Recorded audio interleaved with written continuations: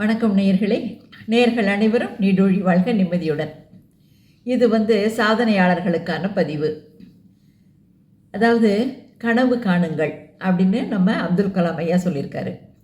அதாவது என்னன்னா, நம்ம ஒரு பெரிய விஷயத்தை சாதிக்கணும் அப்படின்னு நினச்சோன்னா அதை பற்றின கனவுலையே நம்ம ஈடுபட்டுக்கிட்டு இருக்கணும். எப்படின்னா, நம்ம தூங்க போகிறதுக்கு முன்னாடி அந்த விஷயம் நடந்து முடிஞ்சிட்ட மாதிரி நினச்சி கற்பனை பண்ணிக்கணும். அதே மாதிரி காலையில் எந்திரிக்கிறப்ப அந்த விஷயம் நடந்து முடிஞ்சிட்ட மாதிரி நினச்சி சந்தோஷப்பட்டு சந்தோஷமாக எந்திரிக்கணும். அந்த விஷயம் நிச்சயமாக நடந்துடும் சீக்கிரம். இதை நடைமுறையில் நடந்த ஒரு நிகழ்ச்சி மூலம் நம்ம தெரிஞ்சுக்கலாம். என்னென்னா, சிக்காகோ நகரத்தில் ஒரு பாதிரியார் இருந்தார், கன்சாலஸ் அப்படின்னு பேர். அவருக்கு ஒரு ஏழை எளிய மாணவர்கள்லாம் நல்லா படிக்கிற மாதிரி ஒரு தொழிற்கல்வி நிறுவனம் ஒன்று நிறுவனம் அப்படின்னு அவருக்கு ரொம்ப ஆசை. அதோடு அவர் தினம் அதை பற்றியே நினச்சிக்கிட்டு இருப்பார். நைட்டு தூங்க போகிறப்ப நினைப்பார், அதிகாலை எந்திரிக்கிறப்ப நினைப்பார். இந்த மாதிரி நினச்சி பார்த்துக்கிட்டே இருந்தார். ஏன்னா அப்போ அவர் கனவுல அந்த தொழிற்சாலையே நிறுவிட்ட மாதிரியும் அது நல்லா நடக்கிற மாதிரியும் நிறைய மாணவர்கள் அதில் படிக்கிற மாதிரியும் அப்படியே கற்பனை பண்ணிக்குவார்.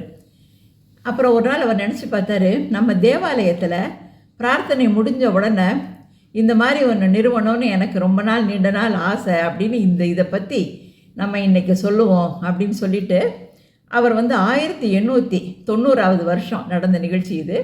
அன்னைக்கு அவருடைய தேவாலயத்தில் பிரார்த்தனை முடிஞ்ச உடனே ரொம்ப சிறப்பாக ஒரு உரை, அதாவது நான் ஏழை எளிய மாணவர்கள்லாம் நல்ல தொழிற்கல்வியில் முன்னேறி வரணும், அதுக்காக இந்த கனவு என் மனசில் ரொம்ப ஆழ் மனசில் இந்த விதை விதைச்சிருக்கேன், இது நல்லபடியாக இறை அருளால் தேவன் அருளால் நிறைவேறணும் அப்படின்னு ரொம்ப சிறப்பாக பேசினார். பேசினதுக்கப்பவே அங்கே வந்திருந்த ஒரு மிகப்பெரிய செல்வந்தர் ஆர்மர் அப்படிங்கிறவர் அந்த பிரார்த்தனையெல்லாம் முடிஞ்சதுக்கப்புறம் இவரை போய் சந்திக்க போனார்.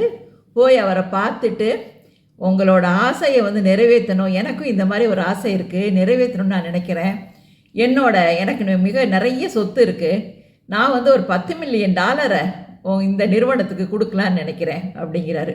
உடனே இவருக்கு ஒரே ஆச்சரியமாக போச்சு. ஆனால் ஒரு நிபந்தனை, முதல் 10 வருஷம் நீங்கள் இருந்து இதை நிர்வாகம் பண்ணணும் இந்த கல்வி நிறுவனத்தை அப்படின்னு இவரும் ஒத்துக்கிறாரு. அதுக்கப்புறம் முதல்ல அன்னைக்கே $1,00,000 காசோலையை அவர் கொடுத்துட்றாரு. அதன்படி 1893 ஆர்மர் இன்ஸ்டிடியூட் ஆஃப் டெக்னாலஜி தொடங்கப்பட்டது. அதுதான் இன்று உலகத்திலேயே மிகச்சிறந்த கல்வி நிறுவனமான ஆர்மர் இன்ஸ்டிடியூட் ஆஃப் டெக்னாலஜி.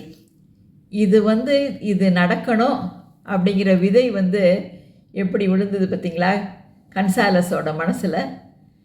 அப்போ அவர் அவரால் எந்த நிதியும் இல்லாதப்பவே அவர் இது மாதிரி கனவு கண்டிருக்காரு.